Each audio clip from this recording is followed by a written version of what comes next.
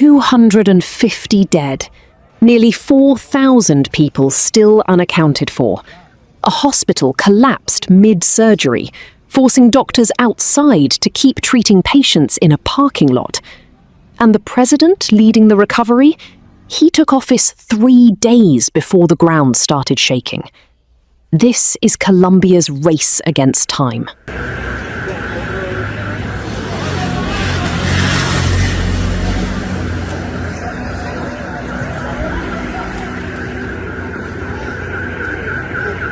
As of Wednesday, the death toll from the 7.4 magnitude earthquake that struck western Colombia on Monday, August 10th, had surpassed 250.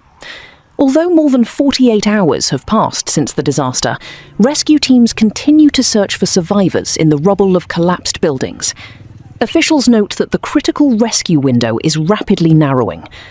According to government data, the number of injured has reached 2,595, while the official number of missing persons stands at 195.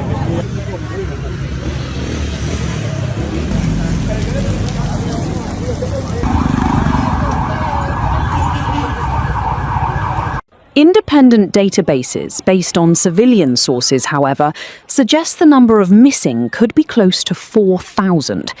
Geologists reported that Monday's earthquake was the strongest to hit Colombia since 1970. The Colombian Geological Survey announced that 13 aftershocks have been recorded since the earthquake.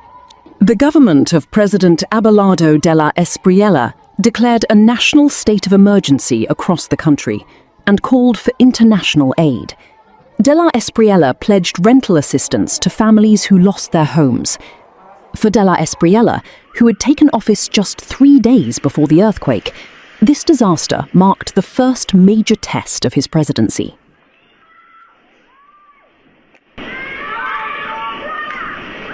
Marica. Ay, marica. Ay, marica. Ay, marica, se cayó. The government declared a 3-day national mourning period across the country in memory of those who lost their lives. In a statement issued on Wednesday, it was announced that flags would be flown at half-staff at government buildings and Colombian embassies around the world. In the coffee-growing region hardest hit by the earthquake, officials converted gyms, schools, and other public buildings into temporary shelters for thousands of displaced people.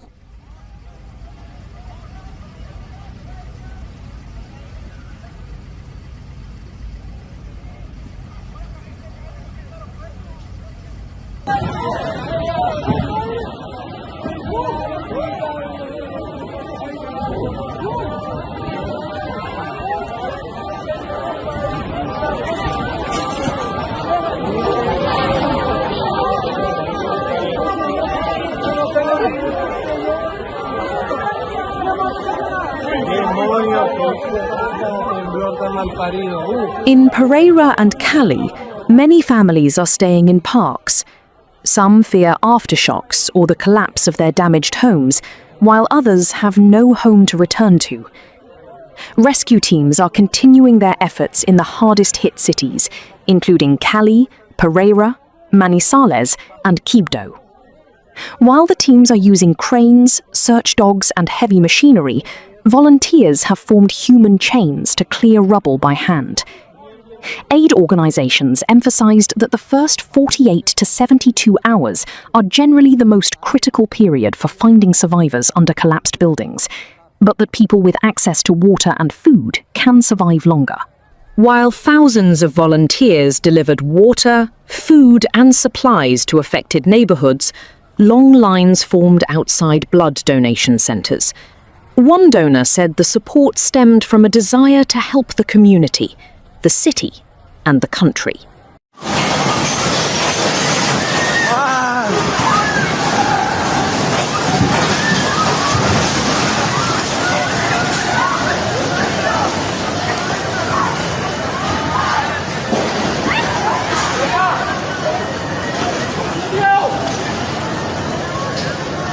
Policía. Ay, Dios mío. Ay, señor. Ay.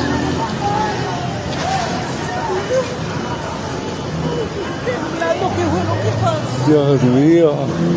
La señora le cayó encima algo.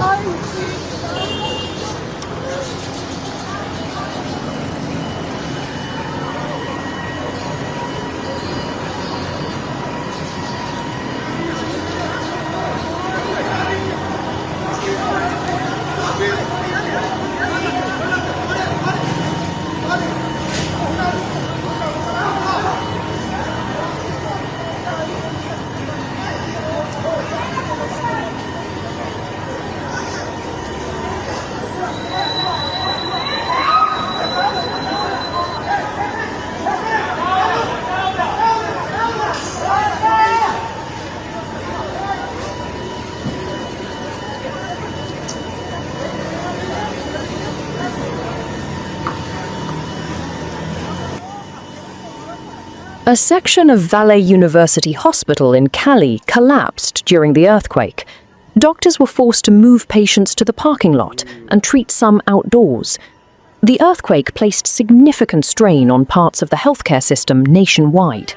Camilo Cano, a fire department official from Bogotá supporting rescue efforts in Cali, explained that within the first 12 hours after the earthquake, local teams and residents rescued more than 20 people from an apartment complex, and that 3 more people were subsequently pulled alive from the rubble during more challenging operations. Cano noted that they remained hopeful of finding survivors until approximately 4 days after the earthquake.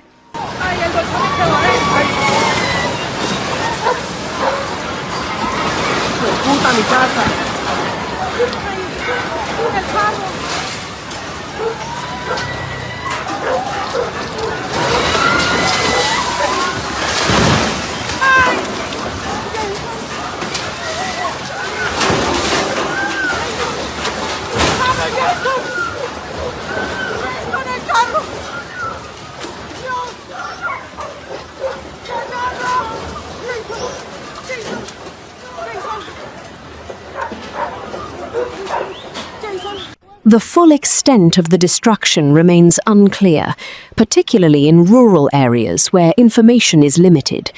This includes Choco, one of the country's poorest regions, located near the earthquake's epicenter. Many settlements in the region are accessible only by boat, forest trail, or air, and long-standing violence by armed groups further complicates access.